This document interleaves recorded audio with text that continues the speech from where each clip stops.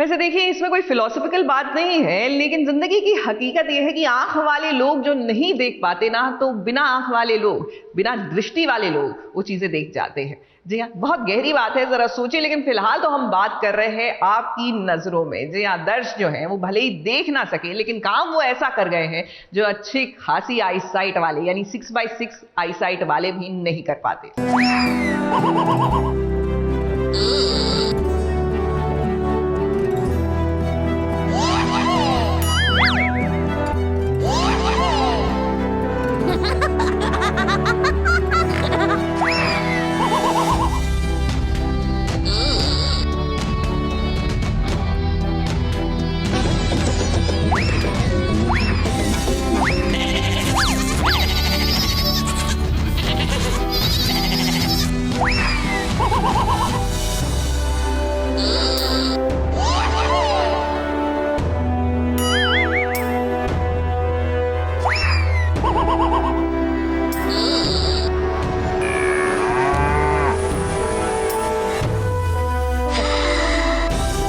सबने वो वाला गाना तो जरूर सुना होगा, पैसा फेंको तमाशा देखो।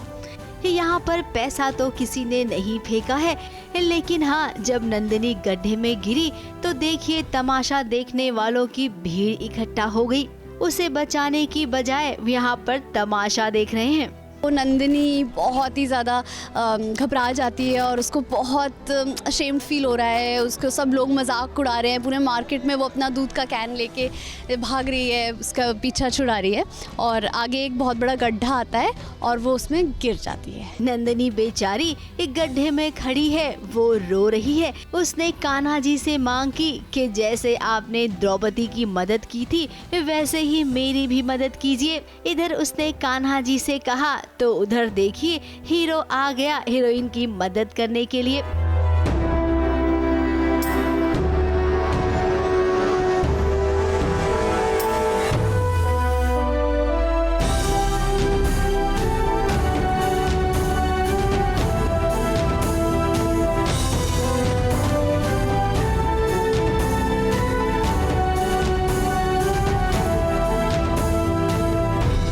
अब ये सीन सीरियस सीन तो नहीं, लेकिन हाँ कॉमेडी सीन जरूर लग रहा है।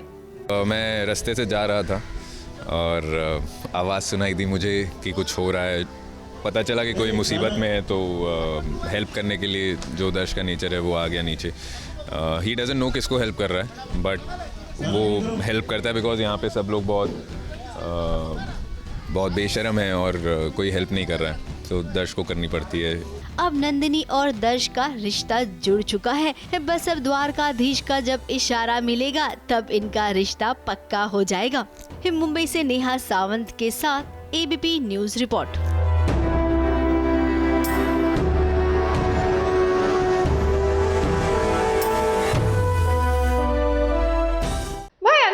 कहानी लिखने वाले ने भी क्या खूब लिखी है, मतलब नॉनस्टॉप ड्रामा लिखा है ना। मतलब यहाँ पर तो ओवर ड्रामेटाइज सीन्स जो है वो खत्म ही नहीं होते। अब हमारी जो काव्या नहीं, नंदिनी जो है वो पहुंची अपनी मासी को लेने। अब इस पे वनराज बिगड़ गई और लीजिए कर दी दे दनादन तानों की बरसात। लेकिन चिंता मत कीजिए, समर है ना, वो करेंगे उन पर फूलों की बरसात।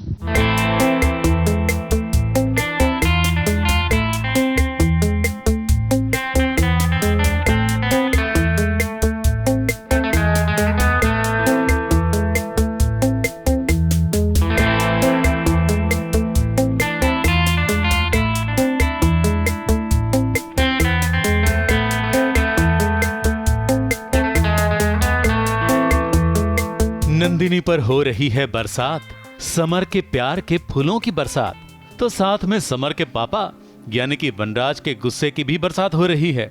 नंदिनी तो बेचारी अपनी मासी जो फिर से अनुपमा के घर आ गई है उसे लेने आई थी। नंदिनी को पता चला कि मासी के साथ हादसा हुआ है, तो वो मासी के लिए चिंता करते हुए ये कहने गई थी कि चलो मासी मेरे घर। मगर वनराज को ये बात पसंद नहीं आई और उसने गुस्से में आकर कह दिया कि नहीं, काव्या यहीं मेरे घर में रहेगी। और तो और उसने नंदिनी को ताना भी दे दिया, काव्या मेरे साथ मेरे घर में रहेगी, उससे मिलने के लिए मैं तुम्हारे घर नहीं आऊंगा। और ऐसे तुम्हारे जैसी रिस्पॉन्सिबल लड़की जो पूरा दिन इधर से उधर घूमती रहती है और रात में अपने घर के बजाय दूसरे के घर में मिलती है, तो इसका ख्याल क्या रखेगी? बेसिकली क्या है कि वो काव्या की भांजी और काव्या से मेरी अगर शादी हो गई तो ये मेरा बेटा है, तो उस लहजे से भाई बहन हो जाते हैं लोग। तो ये बहुत ही अजीब सी इक्वेशन बन रही है, इसलिए मैं घबरा रहा हूँ। Basically I am nervous because of that. Vanraj की बात सुनकर नंदिनी दुखी हो गई और वो यहाँ से अपने घर लौटने ही वाली थी, मगर समर ने ऊपर की खिड़की से फूलों की बरसात कर दी और हो गई नंदिनी खुश। दूरियां होते हुए भी वो दिखा रहा है कि वो नंदिनी से कितना करीब है।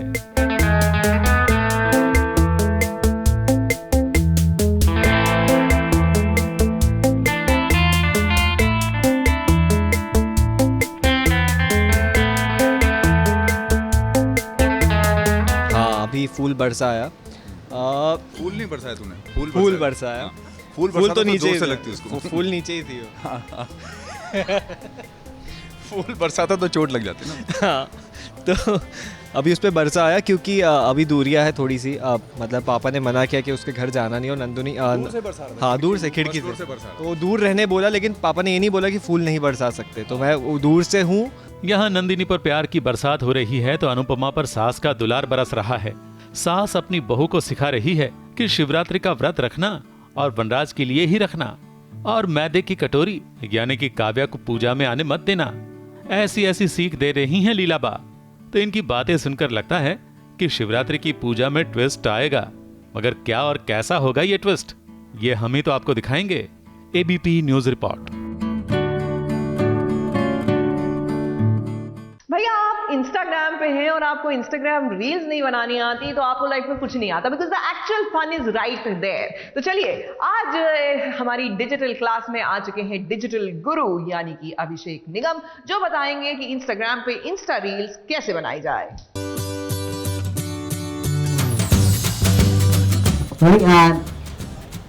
एक्शन।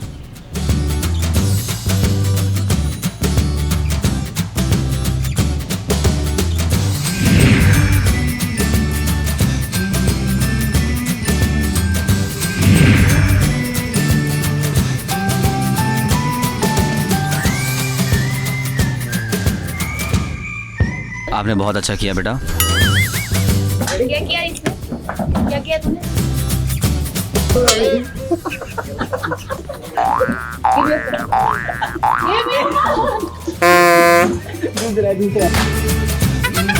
नमस्ते, हेलो, हाउ आर यू। तो आज मैं आपको मिलाने वाली हूँ सेट पे जो मेरे टेक गुरु है, digital Guru, right? Digital Guru, okay, take Guru, digital Guru, Insta Guru, social media Guru, meet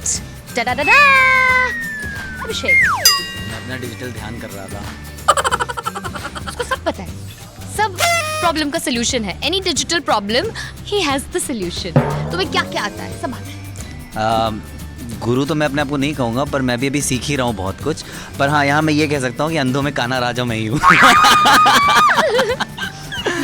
But you are my guru. या तो मतलब कह सकते हो कि I am not a pro, मैं ज़्यादा प्रो नहीं हूँ, पर हाँ ठीक ठाक हूँ।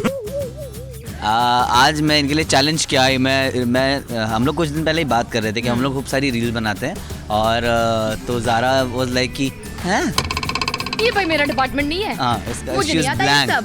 तो मैंने कहा I ठीक है। told him कि हाँ, you decide everything, direct करो। And then I'll post it. हाँ, and actually he does that also. Actually edit भी करके देता है, फिर मैं सब post करता हूँ। अभी आप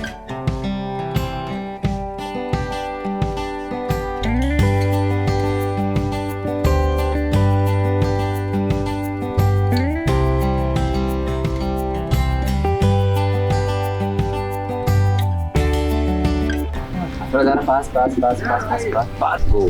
गो स्टॉप, कॉन्फिडेंस आया। चलो, go down and then pull up.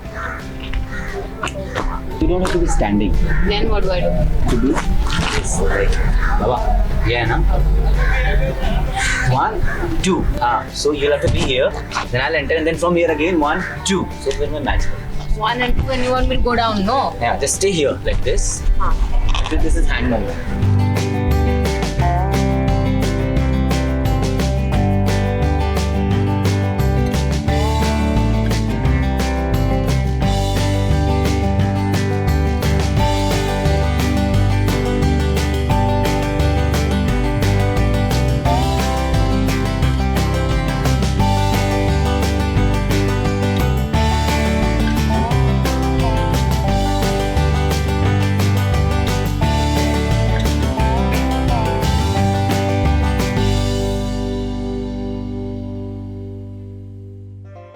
क्या सर? आपने बहुत अच्छा किया बेटा।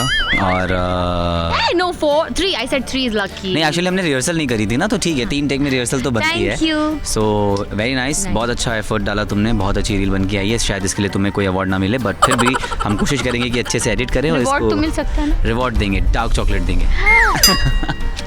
और हम फिर सारी रील्स ऐसे ही बनाते हैं। हाँ, फिर वो ऐसे ही चॉकलेट दूंगा, ऐसे ही रिवॉर्ड करता है कि चॉकलेट दूंगा, लालच देनी पड़ती है मेरे को, फिर मैं हाँ। करती हूँ।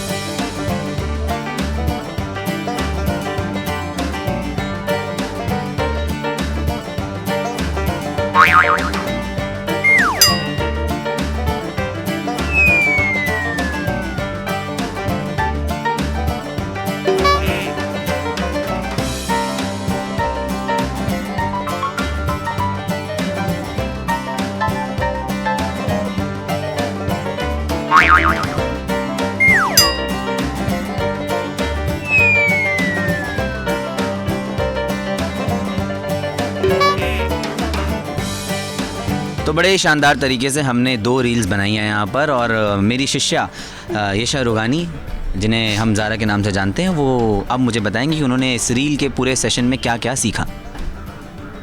Follow the instructions very well. यही सीखा मैंने। I was following your instructions. बहुत सही सीखा, बहुत सही सीखा।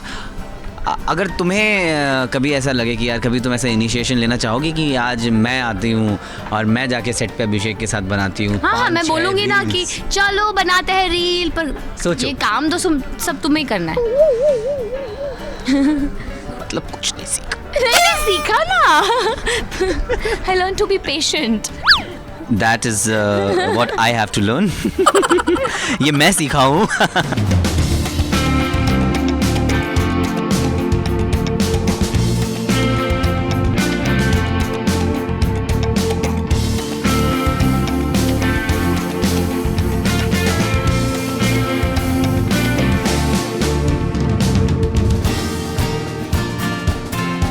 आपने बहुत अच्छा किया बेटा।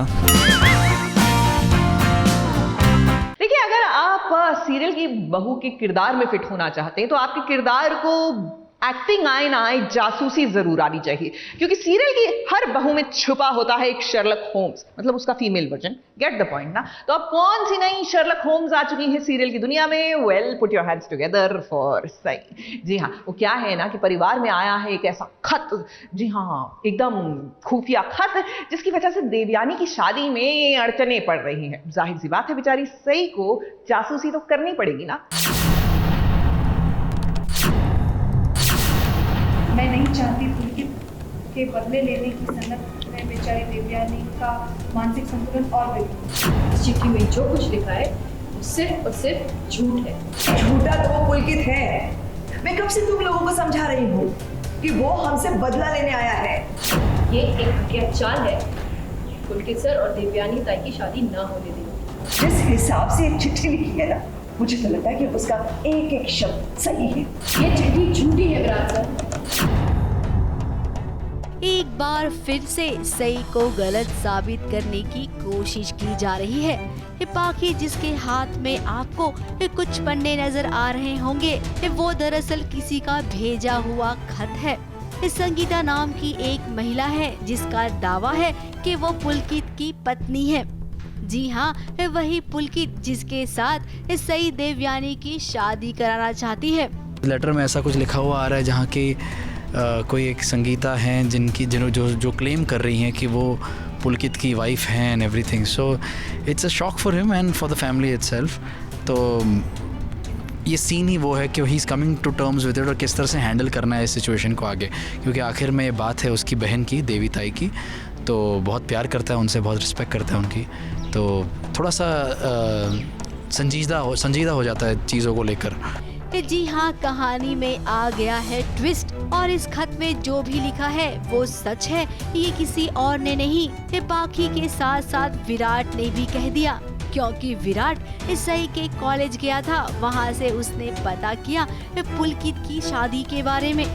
चीज़ें थोड़ी ग्रे जोन में चली जाती है कि एग्जैक्टली इस पे भरोसा किया जाए या ना किया जाए। इसीलिए he is on the fence, जैसे बोलते हैं, कि समझ में नहीं आ रहा, कन्फ्यूजन है कि इसमें भरोसा करूं नहीं करूं। क्योंकि एक तरफ है सई ने जो बोला है और ख़ुद ने जो उसने देखा है, पुलकित को बचपन से देखा है, माधुरी को मिल चुका है, तो कहीं ना कहीं उसको पता भी है कि मैंने ये जो मिला हूँ मैं सही भी मिला हूँ, लेकिन ये जो लेटर है वो भी अचानक से आया है, तो उसको क्या नज़रअंदाज कर दूँ? आखिर में एक पुलिस वाला है, तो चीज़ों को जब एविडेंस जब सामने आते रहता है तो कोई भी चीज़ को नज़रअंदाज करना इज़ रॉन्ग। वो रॉन्ग अप्रोच है to finding out the truth about anything. आप देखिए ये काकू जैसा चाहती थी वैसा ही हो गया। जिस शादी के सपने घर में सई और देवयानी देख रही थे, वो शादी लगता है अब होने से रही। लेकिन सई उन लोगों में से नहीं है जो इतने जल्दी हार मान लेगी। सई जरूर पता लगा लेगी कि आखिर संगीता नाम की ये मुसीबत है क्या। ABP news report. भाई उन छात्रों को जिनको लगता है कि उनकी पढ़ाई बहुत कठिन है, सिलेबस पता है कितना लंबा चौड़ा है, याद करने में कितनी मुश्किल होती है, वेल आपको बता दें सीरियल के प्लॉट याद करने पे आएंगे ना, hi you will thank your stars. कम से कम सिलेबस में लॉजिक तो होता है, यहाँ पे तो लॉजिक ही नहीं होता है। ये है चाहते में भाई सोनिया मिल गई है, लेकिन इसका मतलब ये नहीं है कि प्रॉब्लम खत्म हो गई है, क्योंकि भुवन की बहन की प्रॉब्लम्स तो अभी बढ़ने लगी है। तो मेरी बहन नहीं है, सब सुना मैंने। सब सुनने के बाद अच्छा ये होगा कि तू दिल्ली में कभी घर वापस मत आना, समझी? तो क्या कहूँ मैं कि तू घर वापस आ जा, ताकि पूरी दुनिया के लोग माँ बाबूजी को ताने दे दे कि मार डाले। शर्म आनी चाहिए तुम्हें, अपनी बहन के बारे में ऐसे बोल रहे हो? हाँ शर्म आ रही है मुझे, शर्म आ रही है मुझे कि ये मेरी बहन है। बस भुवन। प्रिशा और रुद्राक्ष जिस मिशन पर निकले थे, वो देखिए देखते ही देखते कैसे ये अपने मिशन के एकदम करीब आ गए। सोनिया देखो, हम जानते हैं तुमने बहुत कुछ सहा, लेकिन तुम्हारे साथ जो भी हुआ वो सब तुम्हें इंस्पेक्टर को बताना पड़ेगा, तभी ये तुम्हारे गुनाहगारों को पकड़ पाएगा। We were looking for Sonia, हम सोनिया को ढूंढ रहे थे और फाइनली जब सोनिया हमें मिल जाती है बहुत ड्रामा होने के बाद, then we take her to Bhuvan जो उसका भाई है। बट देन वहाँ पे बहुत ज़्यादा ड्रामा होता है, वो अलग ही टेंजेंट पे चला जाता है सीन, तो वो तो देख के पता चलेगा क्यों हो रहा है। बट या बहुत इंटरेस्टिंग हो रहा है जो भी हो रहा है। सोनिया जो गायब थी, जिसे ढूंढ रहे थे रुद्राक्ष और प्रिशा, देखिए अब वो कैसे इन्हें मिल गई है। और तो और रुद्राक्ष और प्रिशा उसे अपने घर भी ले आए हैं। ऑफ कोर्स सोनिया को ही हम घर लेके आएंगे और वो हमारे घर पे रहेगी as guest, and it will be very interesting to see बाकी जो हमारे घर के जो मेंबर्स हैं वो कैसे रिएक्ट करते हैं इस सिचुएशन में, how do they feel about Sonia, वो कैसे हमारे घर में रहती है, कैसे जलप होती है बाकी लोगों के साथ। सो वो देखते हैं क्या होता है। अब सोनिया का सपना था एक सिंगर बनने का, और वो भी किसी और की तरह नहीं बल्कि रुद्राक्ष की तरह। अब एक बहन चोट खाई हुई है तो उस बहन को सहारा देगा रुद्राक्ष। वैसे तो तुमने बिना मांगे सब कुछ ले लिया, बस अगर एक चीज मिल जाए तो। हाँ बोलो क्या चाहिए? तुम्हें पता है ना, मेरा सपना मुझे तुम्हारे जैसे सिंगर बनना है। मुझे सिंगिंग सिखा दोगे प्लीज? ये तो मैं पहले ही प्रॉमिस कर चुका हूँ। चलो तुम्हारा सपना पूरा करना शुरू करो। स्टोरी ऐसी है कि she always wanted to be a singer और रुद्राक्ष से काफ़ी इंस्पायर्ड है। डेफिनेटली यही एक वजह रही है कि वो यहाँ भाग के आई थी रुद्राक्ष के शहर में उसे ढूंढते हुए, बट देन उससे वो कुछ प्रॉब्लम्स में फंस गई जिसकी वजह से भुवन ने ये सब कदम उठाया and he was searching for her, looking for her.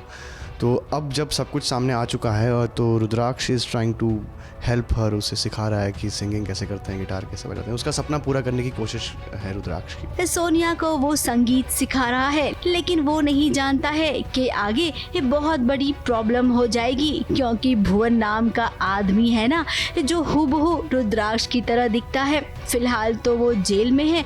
Sonia उससे मिलने भी गई थी, लेकिन उसने अपनी बहन को कुछ इस कदर खरी खोटी सुनाई कि जिसका कोई हिसाब किताब ही नहीं है। तू मेरी बहन नहीं है, सब सुना मैंने, जो तूने किया, जो कुछ तेरे साथ हुआ सब सुना। सब सुनने के बाद अच्छा ये हुआ कि तू कभी घर वापस आ जा। तो क्या कहूँ मैं कि तू घर वापस आ जा, ताकि पूरी दुनिया के लोग माँ बाबूजी को ताने दे दे कि मार डाले। अब भुवन जब जेल से बाहर निकलेगा तब शुरू होगी एक और नई कहानी। ABP news report. अब बात करते हैं ये रिश्ता क्या कहलाता है। Well if you talking about Kartik and सीरत, मत पूछिए ये रिश्ता क्या कहलाता है। कहाँ हम सोच रहे थे यहाँ पे भैया रोमांटिक इंटरेस्ट होगा, लव इंटरेस्ट होगा, लेकिन यहाँ पर तो इक्वेशन बदल गई। यहाँ पर तो गुरु शिष्य वाली सिचुएशन आ गई है, क्योंकि सीरत ने तय कर लिया है कि कार्तिक को तो वो चैंपियन बनाकर रहेगी। नहीं, बॉक्सिंग नहीं सिखा रही है, कबड्डी सिखा रही है। वो क्या है ना कि सीरत के जो पिताजी हैं वो कबड्डी के मैच में चैलेंज कर चुके हैं कार्तिक को। अब तो भैया मरता क्या ना करता, कबड्डी ही सीखेंगे कार्तिक।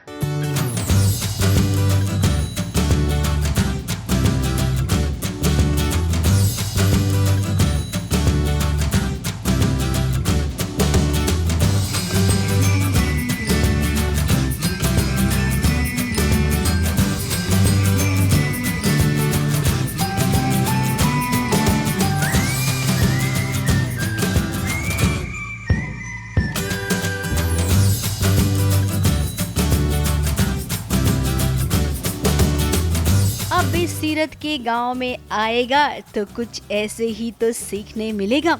अब कार्तिक जब से सीरत के घर रहने आया है बहुत कुछ उसे देखने और सीखने मिल रहा है। अब सीरत है चैंपियन, तो क्या लगता है कार्तिक को भी वो चैंपियन बनाएगी। अब जल्द ही मैच होने वाला है जिसमें दो टीमें आपस में भिड़ने वाली है। अब सीरत की टीम में कार्तिक और कायरव हैं, तो वहीं अपोजिशन में सीरत के माँ पापा हैं। उनकी टीम काफी बड़ी है और वो सभी अच्छे खिलाड़ी भी हैं। तो ऐसे में अब सीरत को चाहिए कि वो कार्तिक को खूब सारी फाइटिंग सिखाए, अखाड़े में कैसे दुश्मन के साथ दो दो हाथ करने हैं ये सिखाए।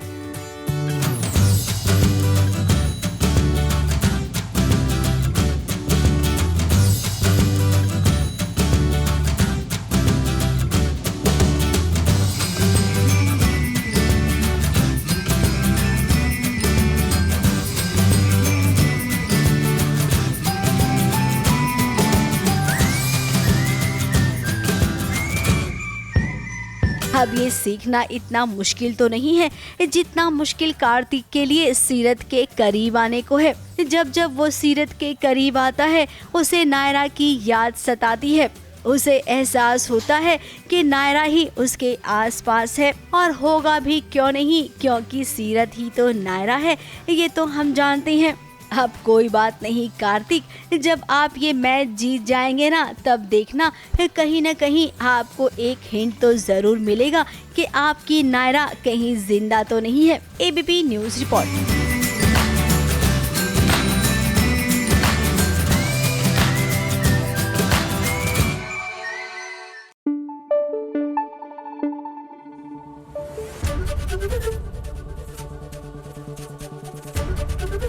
एबीपी न्यूज आपको रखे आगे।